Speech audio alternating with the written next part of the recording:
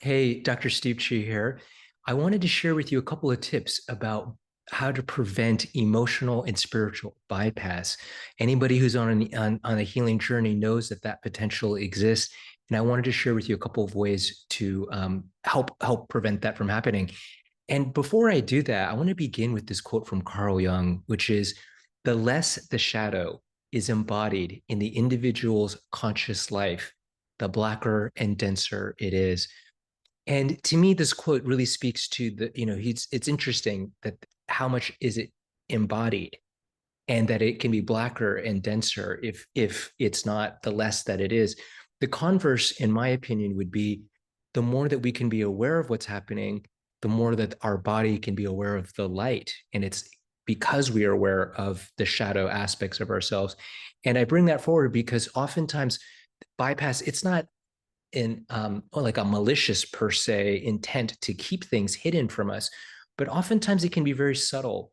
So two things that I look for, first is somebody would be saying something like, yeah, I think this is better now. I think we're done, or I think this is okay.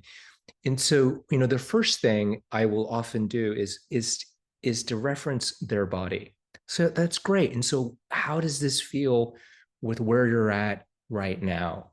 And how is your body responding to that? And really more specifically, I'm looking for, how is their heart? Because when something is actually resolved, there's a fullness that can be felt within the heart. And sometimes if there's a sensation or something that there's not feeling right, that could be a sign that there's something more there to be explored. And then that becomes the next thing that we would focus on.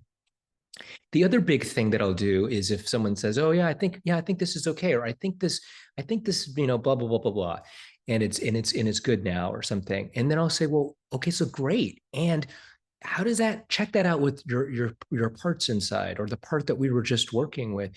How does that land? Does it feel complete? And you'll be surprised how often that sometimes, especially when they're saying "I think," because it could be it's their another part's idea about what's actually happening. And when we really start to reference both parts and or really parts that are embodied in their experience, we can really start to illuminate areas that we might be potentially bypassing. So if you found this to be helpful, feel free to comment, like, or subscribe. Take care.